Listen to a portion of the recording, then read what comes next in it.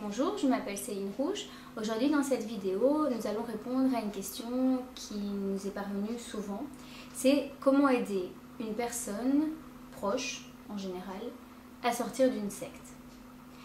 Alors, je risque de vous décevoir un petit peu dans mes réponses, donc j'espère que vous allez vous accrocher au raisonnement. Ici, il faut comprendre que déjà, vouloir aider une personne à sortir d'une secte, ce n'est pas quelque chose de possible. Donc, si je veux aider une personne à sortir de quelque chose, en général, je vais faire l'effet inverse, un petit peu comme si on est dans un sable mouvant. Si cette personne est dans un sable mouvant et que je veux essayer de l'attirer, en général, cette personne risque de s'enfoncer.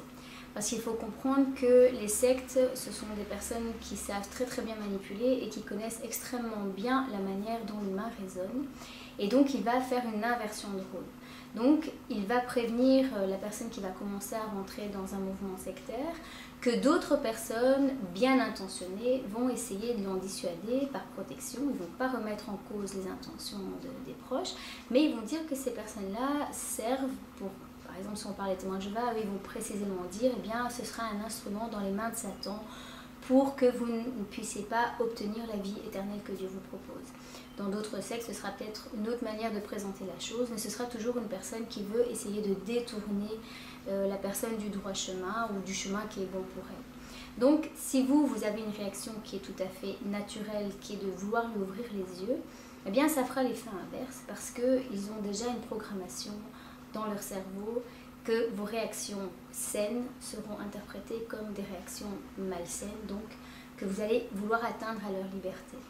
Et quelque part, ils n'ont pas vraiment tort, parce que si on essaye de vouloir aider à quelqu'un d'ouvrir les yeux, on est déjà dans un système de, on va dire, entre guillemets, manipulation relationnelle. Donc, on dit ça manipulation, on pourrait parler, comme le dit Jean-Jacques Crèvecoeur dans son livre, de jeu de pouvoir.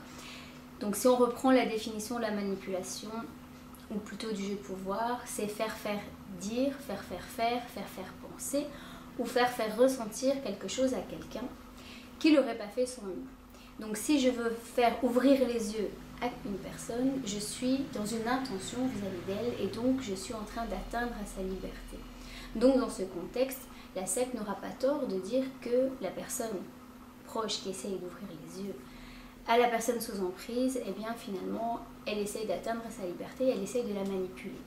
Donc les manipulateurs connaissent extrêmement bien toutes les techniques de manipulation. Et ce qui fait qu'on ne se méfie plus des sectes, c'est parce que justement, eux, ils vont révéler toute la manipulation qu'il y a à l'extérieur. Donc on ne va pas penser qu'eux-mêmes le font.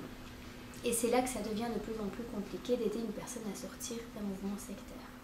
Alors, rassurez-vous, il n'y a pas plus rien à faire, il y a beaucoup de choses à faire, mais ces choses-là, c'est ce que j'appellerais, moi, une réalité invisible. C'est-à-dire qu'on va pouvoir poser des actes, mais on ne va pas pouvoir attendre de résultats, parce que si on est dans l'attente d'un résultat, on est aussi sous une forme de jeu de pouvoir et de vouloir interférer dans la vie de l'autre. Alors, comment faire?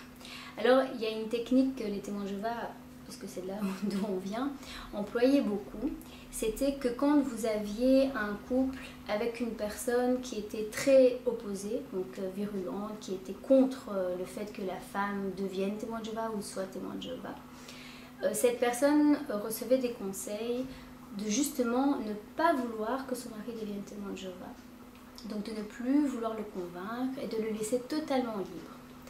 Mais c'était avec une intention cachée qu'il devienne quand même témoin de Jéhovah. Donc au fond de son cœur, elle devait quand même le vouloir, mais elle ne devait pas interférer dans sa liberté. Alors qu'est-ce qu'elle devait faire, cette personne? Souvent c'était des femmes, c'était beaucoup plus de femmes seules qui deviennent témoins de Jéhovah, ou elle seule est témoin de Jéhovah et le mari pas. Eh bien cette femme, elle devait par exemple laisser des périodiques, donc des publications de la société Watchtower, des témoins de Jéhovah, dans les toilettes ou par inadvertance, donc pas exprès. Il fallait que le mari pense que c'était un oubli. Il fallait ouvrir à une page où ça pouvait l'intéresser ou susciter des doutes, des choses comme ça, pour que lui-même en vienne à poser des questions. À ce moment-là, il y avait une possibilité. Alors, ça ne marche pas à tous les coups. Il y a des personnes qui ne sont jamais devenues témoins de Jéhovah, mais il y en a quand même quelques-uns qui ont réussi à le devenir grâce à ça. Il y a des personnes par exemple qui faisaient l'étude avec la femme et alors on ne se souciait pas du mari, mais lui il écoutait derrière la porte. Alors en général les personnes qui étudiaient avec le futur adepte se doutaient, donc dans ses paroles il disait des choses qui pouvaient toucher le futur mari.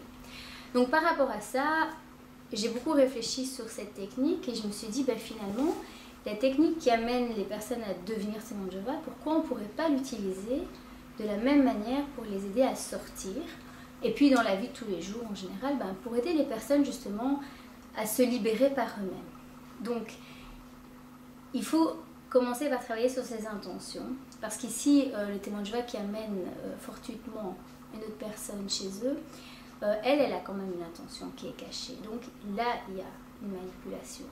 Par contre, si nous, on a l'intention vis-à-vis d'une personne de ne pas avoir d'intention finalement, donc l'intention qu'elle se libère par elle-même, alors on n'atteindra pas sa liberté et on va lui permettre de sortir par elle-même. Et donc là, elle ne sera pas manipulée. C'est un petit peu compliqué, je l'avoue. Donc pour résumer, il faut surtout travailler d'abord sur ses intentions. Que quand vous êtes avec une personne sous emprise, vous essayez absolument pas de la sortir. Que vous ne parliez pas avec elle de tout ce qui est doctrinal, parce qu'il faut savoir que si vous parlez avec elle dans son propre cadre de référence, elle va devoir faire des recherches. Donc si ce que vous dites n'est pas cohérent par rapport aux doctrines, en fait la personne va devoir faire des recherches, mais les recherches qu'elle va faire, elle devra les faire que dans les publications de la propre secte. Donc elle va s'auto-endoctriner. Donc en lui posant des questions ou en essayant de lui montrer les incohérences, vous pensez bien faire. Mais en faisant ça, en fait, la personne va s'auto-endoctriner en faisant elle-même des recherches. Elle va vous répondre quelque chose qui est peut-être pour vous, et vous avez raison, pas du tout cohérent. Mais pour elle, du moment qu'elle a une réponse, qu'elle soit juste ou fausse, une réponse est toujours une programmation qu'on met dans le cerveau. Donc, vraiment sortir du cadre de référence et ne pas vouloir avoir raison sur leur doctrine. Donc, respecter vraiment leur liberté de croyance et des programmations que les sectes ont mis en eux. Ça, c'est une chose que vous pouvez faire. Et vraiment, la meilleure chose à faire, c'est de travailler sur vous. Donc, en essayant de sortir vous-même de tout ce qui est vouloir faire quelque chose pour quelqu'un. Et quand vous aurez travaillé sur vous de cette manière, la personne va sentir qu'elle se sent vraiment libre. À ce moment-là, elle pourra être elle-même. Et là, vous serez mieux cerner quels sont les endroits où vous pourrez lui apporter son soutien. Donc, en gros, vraiment garder une porte ouverte, que la personne puisse sentir qu'elle ne se sent pas jugée avec vous, qu'elle se sent comprise. Et puis en dehors de tout ça, il y a d'autres choses à faire qui sont de poser des questions. Je pense qu'on appelle ça des questions de rhétorique, je ne suis pas sûre. Mais ce sont des questions en fait où vous n'attendez pas de réponse. Donc ce sont des questions que vous pouvez poser dans le seul but de lui permettre un jour que dans son cerveau, elle fasse une connexion entre les incohérences qu'elle vit. Donc on est toujours dans une réalité invisible finalement, mais ce sont des outils qu'on va envoyer à la personne, mais on ne va pas vouloir qu'elle les prenne ces outils, on va lui laisser le choix. Si un jour elle a envie de les prendre, ils seront là. Donc on peut faire beaucoup de choses pour les personnes qui sont sous emprise sectaire, mais ces choses elles ne se voient pas. Donc c'est vrai que ça peut être frustrant, parce que ça peut les aider 1 an, 10 ans, 20 ans après, mais il faut savoir que ce sont quand même des outils qui vont aider. Je ferai d'autres vidéos où je donnerai des choses plus spécifiques. J'espère que déjà ici vous avez un petit peu compris globalement ce qu'il faut faire et ne pas faire. Donc si je veux bien résumer, surtout éviter de parler avec les personnes sur leur cadre de référence, en tout cas le cadre de référence des sectes, tout ce qui est doctrinal. De toute façon vous n'êtes pas sur le même... c'est pas un combat équitable, c'est déjà perdu d'avance. Ensuite, respecter vraiment sa liberté, rester ouverte et alors poser des actes pour le futur en essayant de l'aider face aux incohérences, en posant quelques outils mais sans attendre de résultats.